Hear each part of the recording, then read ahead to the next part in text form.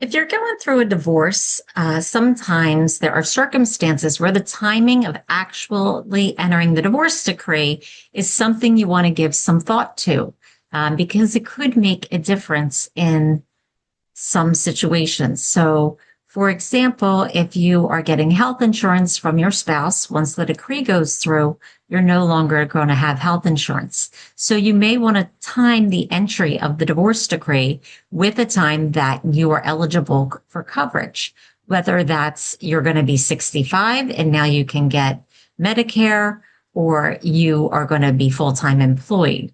But it is something to think about as far as health insurance, because you need a plan on how you're going to have health coverage.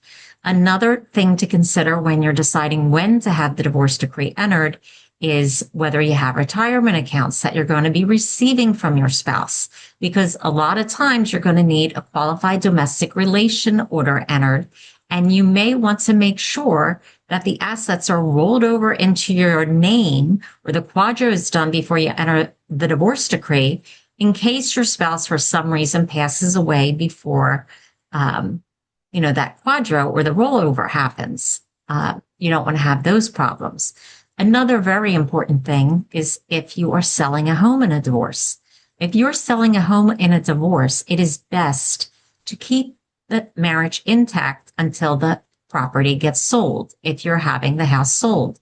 And one of the reasons why is not just for tax purposes, but also because creditors of your spouse can put liens on the property if a divorce decree is entered, because you're no longer protected as tenants by the entireties. So it's something you want to consider if you're selling your house as part of a divorce. And another reason would be in general taxes. If you are still married at the end of the year, you still have the option to file a joint tax return with your spouse for that year.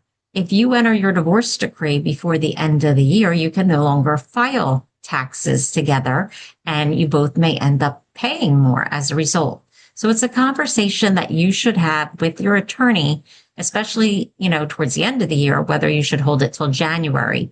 But every situation is different, but it's definitely something to talk about. And we're really talking about, even if you go to court and you're reaching an agreement, you can ask the court to defer the decree to a certain time.